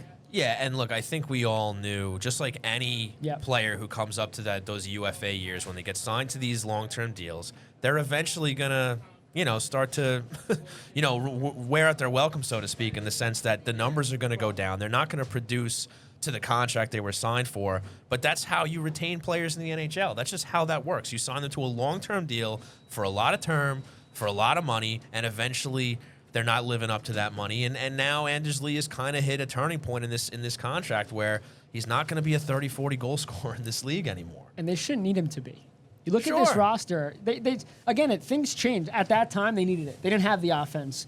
But like we said with Brock Nelson this last year, is that Brock Nelson's carried the offense for a couple of years. Shouldn't have to do that anymore. Right. Barzal and Horvat should be scoring. Dobson scoring. You have some depth players. Holmstrom at one point this year was on pace for 20-plus goals. At one point. So again, sure, do they want Anders Lee scoring 40 goals? Yeah, but if he scores 15 to 20 goals and is helping that top line, Matt Barzal be over a point per game, Horvat be over a point per game. He's doing what he has to do to help the team win. At the end of the day, that's what your contract gets judged by. If over the 7 years the Islanders win 1 cup, then the contract was worth it. Same thing with Horvat and Barzal. If they win 1 cup over 8 years, and maybe they're not the key reasons why, they won a cup. That's the goal. Ethan, anything to add? Not no really. Pressure. I pretty much agree with everything. buddy. I pretty much agree with everything you guys have said. Yeah. You probably have to adjust expectations a little bit. And since he's been up on that top line, Anders has played well. I look at that third period in Winnipeg, and the first shift of that period for Anders, I actually thought was probably the best individual shift that any Islander had on that trip, where he had I think 2 or 3 grade A scoring chances and finally buried the third one. And it was almost like a moment of him being like, I'm, making sure that if they're going to go down, they're going to go down fighting. I think his leadership is still really, highly respected in that room.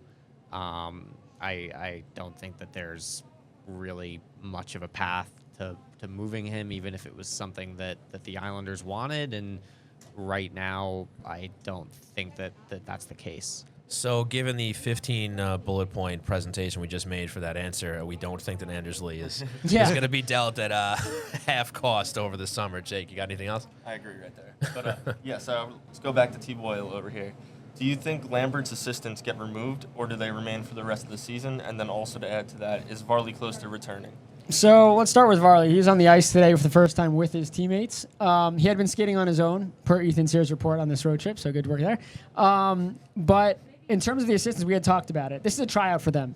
If it works out and they respond well to Wah and what Wah wants to do and the PK, I mean, again, it's going to be different for both. I don't think there's a situation where it's automatic that both are gone or both stay. Like right now, John McLean, obviously over Huda right now. McLean's the one staying. If the power play is able to keep doing what they're doing, and if the PK figures it out and they respond well, and now their PK in the second half of the year is the top 5 over that span, then you have reasons to keep Huda. That being said, Huda's going to have to knock it out of the park, I think, for him to keep his job. And again, it's also who Wah wants to bring in. If Wah likes McLean as a person, because it all matters about that too, not results. If McLean and Wah butt heads, even though the results are there, he's not keeping him. It's his decision to make. Yeah, it's his decision to make. Like, again, they could be successful or not. If Patrick Waugh's comfortable with these guys, sure, he'll keep them on. But he might just want to bring in guys that he's familiar with and be like, hey, this is my guy. I know I can rely on him for this. I can rely on that guy for this. I think they stay for the rest of the season. We kind of said that already earlier. Yeah. The summer's a completely different story. I think that the chances go through the roof if they fail for the end of the season. I think there's no question Patrick Waugh is going to bring in new guys. If they succeed, maybe there's a chance one or both stick around. Yeah, completely agree. If they do really well and Patrick Waugh wants to bring in his own guy, then maybe, like I said, you see a third assistant get added to the bench, or I think there are even some teams with 4 assistants. So, maybe you go that route. The one thing I would add with Varley is I do wonder if they will be a little bit cautious with bringing him back, just because if you remember, before he got hurt in Colorado, he missed a game with a lower body injury, then kind of said that he was ready to come back, played in Colorado, and I'm not sure whether they have said or we know as a fact that it's the same injury, but, seems like probably he wasn't quite 100% and paid the price. Right. So, I would assume that that's something that they want to avoid. And Ken Appleby was also on the ice. They had 3 goalies this morning. So Appleby and Varlamov shared. It wasn't like, hey, Varley's the backup tonight. Varlamov is not. He's on IR still. He's not backing up. It's Ken. Okay, there you go. Jake. Or Kirk, whatever you call him. Kyle McLean, Kirk McLean. I love it. Jake, maybe 1 or 2 more if you got them. Cool. From Rectify Gaming, is Mike Riley a likely scratch again tonight? Yes. Okay, we got time for another one. All right. What do you got, buddy?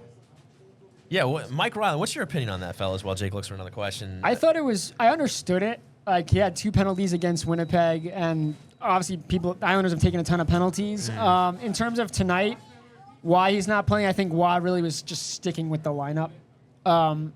Again, I think Riley's, like you said, is part of I think he'll get a 1-year deal or a 2-year deal, even if it's him being the 7th guy. Right. But I think what Riley's done this year since he's come here, in the grand scheme of things, he's changed everything for their transitioning. That being said, is Watt preached the discipline in the D zone, the turnovers, things like that. And again, he's not a defense-first guy, so that might be another reason why he's not in tonight. But I do think at some point this season, Riley will be in, whether it's Boldy coming out or Aho. I just think Riley's has been too good in the games that he's had to not be in the lineup long term. I think he'll be back in sooner than later. Jake, you got anything else? Yeah, let's go back to NZAV09 here. Are Casey and Pollock dead? Why does every other sport give a detailed injury report? Infuriates me that we have no clue when these players are coming back. Does it really keep the opposition off balance by not knowing about these injuries? To be fair, we haven't seen them, so they could be. No, the reason it's secretive. It's secrecy from Lou. He doesn't want to know. He doesn't want teams knowing if they'll be back. We've seen that before, where they don't run lines if a guy's hurt.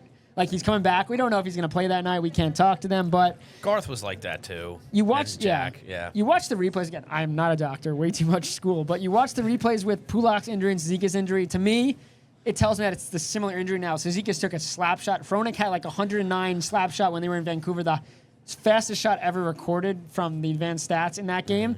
And Pulak got hurt on a Rowensky wrist shot, but they're both towards the ankle. They both weren't skating yet. Spots. So to me, I'm not a doctor, but I would say it's an ankle injury for both. And I just play one on TV. Stefen, are you a doctor? Yeah, but I would think that I don't think it's season ending. I think if they were season ending, like we saw last year around the deadline a couple years ago, I think it was Mayfield and Clutterbuck. Again, they're done for the year. But I think they'll be back.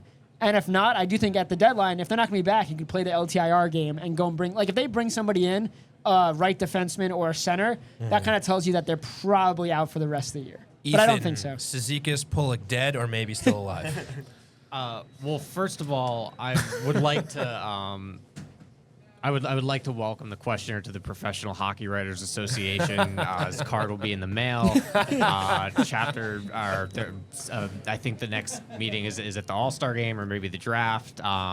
So welcome to the club. $50, by the way, you have to send. Oh yeah. There's dues. There's a whole thing. We'll send you an email.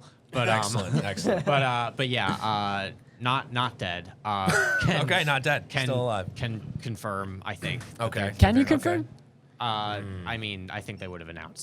That's fair. That's fair. But yeah, that would have leaked. that would have leaked. That would have. I don't think they could hit that.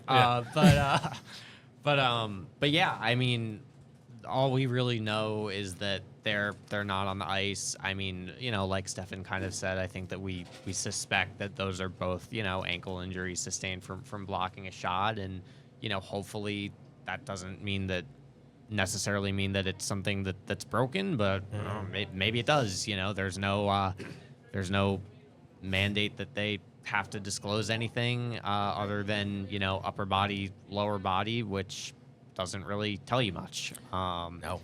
So yeah, we'll have to wait and see there. And I do think that from the Islanders' end, like Stefen alluded to, it's just important that by the trade deadline, they kind of know what the situation is, and right. so that they can operate accordingly in terms of LTIR, in terms of what their needs are, and things like that. Jake, last one if you got it, make it a good one. All right.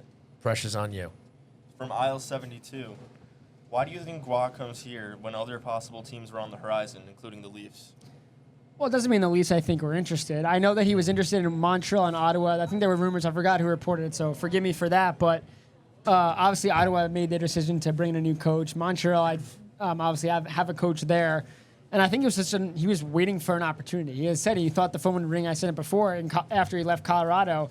So I think this was a great opportunity for him, one, to get a team that's not out of it completely. This is a fight to win now. It's probably a longer-term commitment. And, again, he had a great conversation with Lou that kind of sold him on this. And he doesn't really know Long Island. Again, his first game at Elmont's tonight. But I just think this was a perfect storm, similar to like the Mike Riley being on waivers at the right time, right moment. We don't know how long Waz's been on standby for this. But again, I think this is a great opportunity for him, again, to show that he could still coach in the NHL when he's been gone since 2016. Yeah, I think he was looking for an opportunity. I think, and apologies if this is wrong, that Pierre LeBrun wrote last night that he had interviewed for the Columbus job over the summer and lost out to Mike Babcock. Obviously, that decision worked out perfectly for Columbus, and nothing bad happened after that. No, zero. But yeah, I mean, why wouldn't he wait for another job? Because this is the one that was available right now, and you don't know when you're going to get another chance. You don't know that Sheldon Keefe is going to get fired or not. You don't know that anybody else will be. If another team does make a change, you don't know that they're not going to elevate an assistant coach, or that they just, won't be interested in what you have to bring. So if you're in that kind of position, I don't think that you can afford to be waiting around for the perfect opportunity. And I think Patrick Waugh probably, understands that after, like you said, he left Colorado and thought he would get a call from the NHL a lot sooner than he did. And also, too, he spoke highly of the dynasty and walking in the footsteps and talking about that Arbor was probably one of the best coaches ever. So, I think there's a part, again, I think he said, Ethan, if I remember last night, that he was watching the dynasty when he was in college or whatever, high school, I forgot what he was saying, but, I think it's special for him to be. It's not just a location for him. Like, this is a special organization to join, given what they've done and growing up watching those guys, you know? Yeah, and even recognizing that he hasn't been in the league since 2016, so he's probably been chomping at the bit for a job anyway. But going back to our discussion about Lou Lamoriello before, I think Lou has a lot to do with it too. And Barry Trotz was a guy who said so when he was hired. You know, he was asked pretty much the same question, you know, why the Islanders? Why'd you come here? He said Lou Lamoriello. He said, I had a great conversation with Lou. I like where the team was going. I was into it, and he ultimately signed on the dotted line. And I think, you know, a previous general manager or two for the New York Islanders sits down with Patrick Roy, conversation might go differently. Lou Lamoriello, he still has a ton of clout in this league, whether you like him or not. And the fact that he's able to pull Patrick Roy in, just a name among names in the NHL. We'll see how he does coaching-wise, but just an absolute legend in the NHL. He's coming to the New York Islanders. It's going to be a great story. He's already we'll here. See what happens. He's here. He already came. It's true. So I think you got to give Lou a little credit on that front, too. Yeah. Okay. 100%. Completely agree. Well, I think that's going to do it for Questions Brewing, which also means it's going to do it for the show. So, first off, I want to thank Ethan Sears for coming down, hanging out with us in person here, coming straight from the ice, essentially, practice, right? Yeah, and having a great time. Really appreciate you coming on here. I want to thank all you guys tuning in live here, twitch.tv/HockeyNightNY, Twitter, Facebook, YouTube, all over the place. Really appreciate you hanging out with us. Really appreciate the questions. And, of course, I got to thank our wonderful sponsors, starting with Blue Line Deli and Bagels, located right here at 719 West Jericho Turnpike in Huntington and 217 Carlton Avenue in East Islip. Make sure you come on down and check out the Butchie Burgers. They are outstanding. And go to BlueLineDeli.com to check out the menu and order online. Also, a big thanks to Main Street Board Game Cafe, located at 307 Main Street in Huntington Village. Find out how to unplug your game at mainstboardgamecafe.com. I want to send a huge thanks to Razor and Kniff, attorneys at law. Nobody likes going to court, but hey, if you have to, call 516-742-7600 for a free consultation. And a big thanks to new sponsor A1 VIP Entertainment, your one-stop entertainment concierge for sports, concerts, Broadway, and more. One call does it all, 516-787-0048. And Stefen, where can we find you on the social medias and the interwebs? Yes, you can find me on Twitter at Stefen_Rosner, STEFEN_Rosner, the Hockey News Islanders and Rangers site, and NHL.com. Ethan, how about plug yourself there? What do you got, buddy? Yeah, on Twitter at Ethan_Sears. I spell Sears like the store, SEARS. Wonderful. And you can find my work at the New York Post, in print, or at nypost.com. There you go. You can follow myself on Twitter at Shawnee Hockey. You can follow the show at Hockey Night NY. You can check us out at HockeyNightNY.com. We're all over social media, Twitter, Facebook, Instagram, TikTok. Check us out. And if you haven't already, folks, it helps us out a lot. Rate, review, subscribe. Let us know how we're doing, even if it's bad. I mean, we think it's pretty good. But even if it's bad, you can let us know. And hey, a big thanks to Jake the Snake Radonis over here, filling in for Edzo. Great job, buddy. Excellent stuff. So, for Jake, for Stefen, for Ethan, my name is Sean Cuthbert. We've been Hockey Night New York. Thanks a lot for tuning in. We'll see you next time.